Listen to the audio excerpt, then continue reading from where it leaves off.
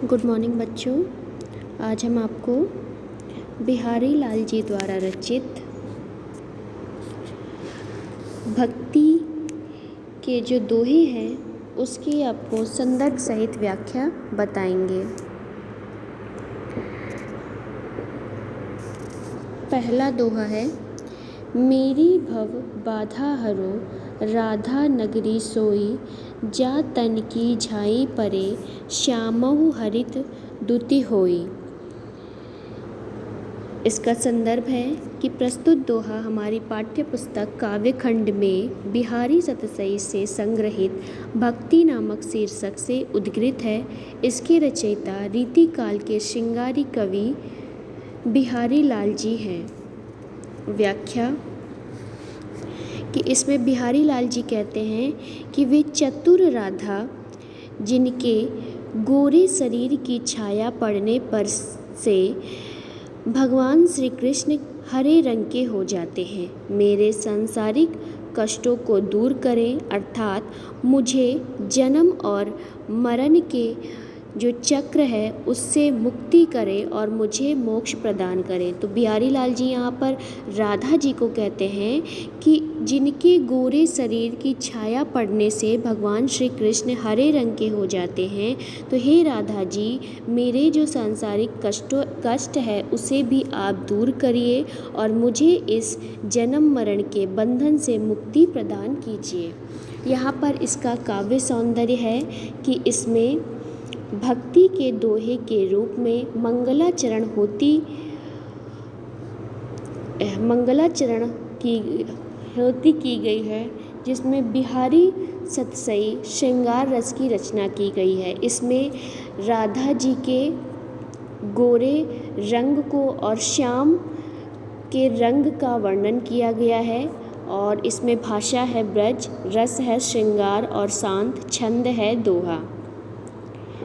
अगला है, मोर मुकुट की चंद्रकनु यो राजत नंद नंद, मनु शीस शेखर की आकस किए शेखर सतचंद्र। तो यहाँ पर इस दोहे में मोर मुकुट धारण किए हुए श्री कृष्ण के सौंदर्य का मोहक एवं चमत्कारिक वर्णन किया गया है। इसमें बिहारी लाल जी कहते हैं कि श्री कृष्ण अपने सिर पर मोर मुकुट धारण करने से उनकी जो चंद्रिका है वह सुशोभित हो रही है और ऐसे लग रहे हैं मानो शंकर की स्पर्धा के कारण अपने शरीर पर सैकड़ों चंद्रमा धारण किए हुए लग रहे हैं। तो श्री कृष्ण जो अपने सिर पर मोर मुकुट धारण किया हुआ है वह करोड़ों चंद्रिकाओं के समान सुशोभित हो रही है और ऐसा लग रहा है मानो शंकर से स्पर्धा करने के कारण अपने सिर पर सैकड़ों चंद्रमा उन्होंने धारण कर रखा हो।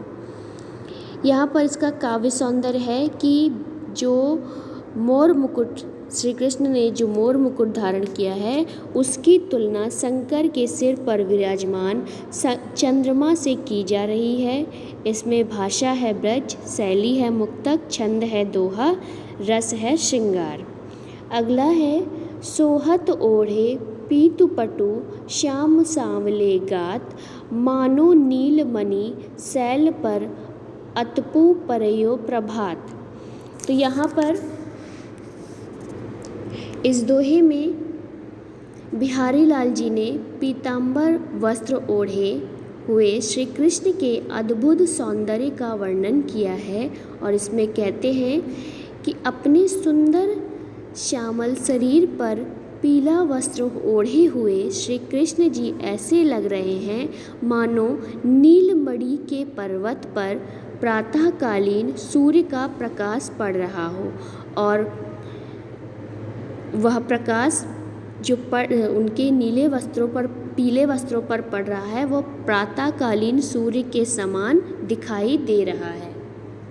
यहाँ पर इसका काव्य सौंदर्य है कि प्रस्तुत दोहे में श्री कृष्ण के शरीर में नीलमणि पर्वत तथा वस्त्र में प्रातःकालीन धूप की उपेक्षा का बड़ा ही चमत्कारिक वर्णन है। इसमें भाषा है ब्रज, शैली है मुक्तक, छंद है दोहा, रस है श्रृंगार एवं भक्ति। अगला है अधर धरत हरि के परत, आई थी दिपट ज्योति, हरित बांस की बांसुरी, इंद्रधनुष रंग होती।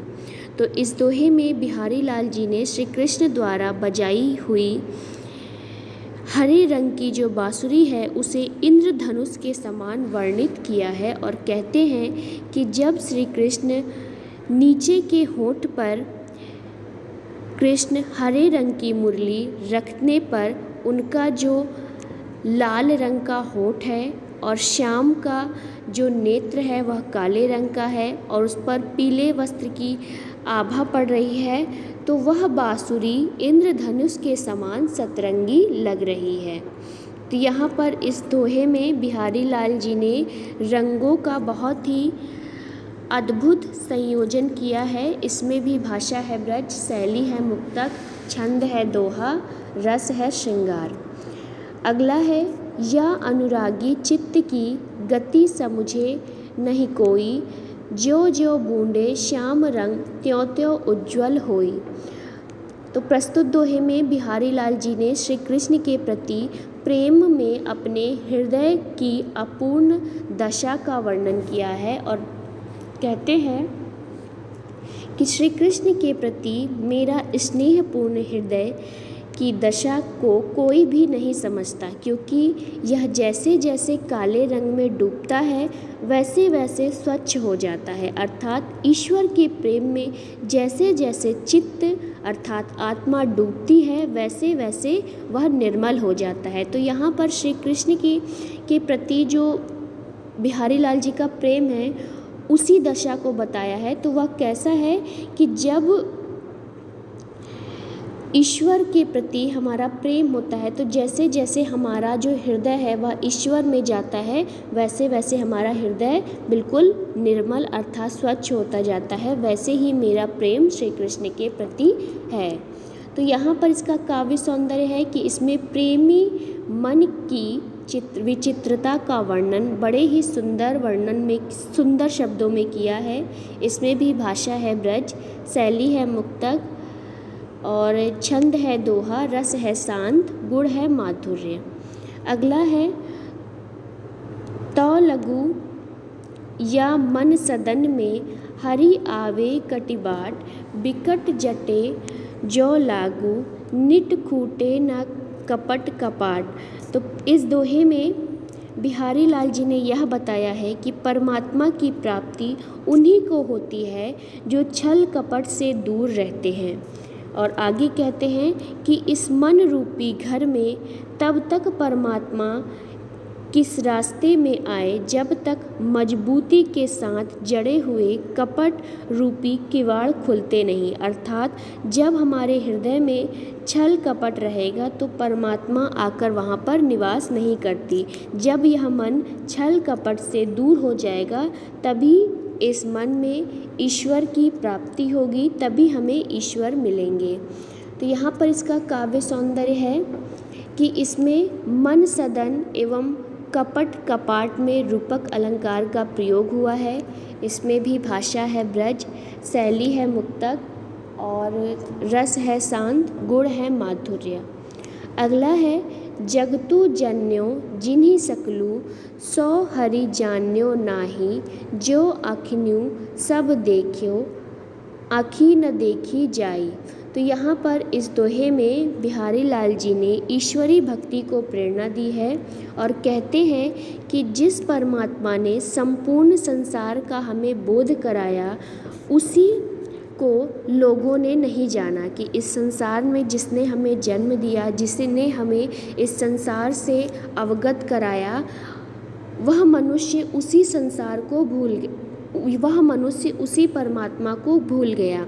जिस प्रकार आँखें सभी को देखती हैं किंतु स्वयं को नहीं देख पाती, उसी प्रकार संपूर्ण संसार को जताने वाले परमात्मा को हम नहीं जान पाते। कि जिस तरह हम इस आँख से पूरी दुनिया को देख सकते हैं पर स्वयं की आँख को स्वयं को नहीं देख सकते, उसी तरह इस संपूर्ण संसार से हमें अवगत कराने वाले को हम नहीं जान सकते।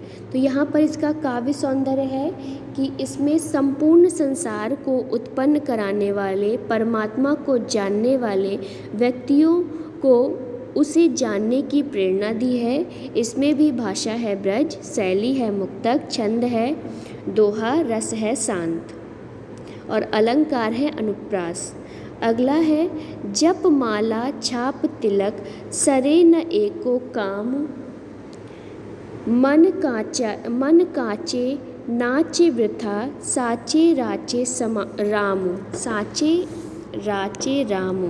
तो यहाँ पर इस दोहे में कवि ने धर्म के ब्रह्म अंडाम्बरों का विरोध कर परमात्मा के प्रति सच्चे प्रेम का उपदेश दिया है। तो यहाँ पर इन्होंने बताया है कि जो अंधविश्वास होते हैं उसका इन्होंने विरोध करते हुए बताया है कि माला फेरना, जप करना, छाप तिलक लगाना आदि धर्म के ब्रह्म अंडाम्बर हैं, अर्थात यह सभी व्यर्थ हैं।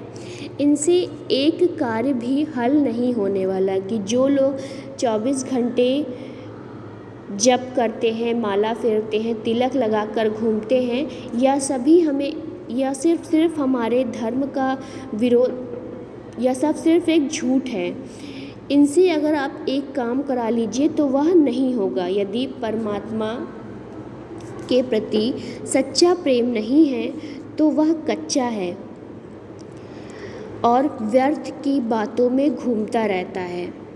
तो अगर मनुष्य में परमात्मा के प्रति सच्ची प्रीति नहीं है तो वह व्यर्थ है, व्यर्थ में ही घूमता रहता है।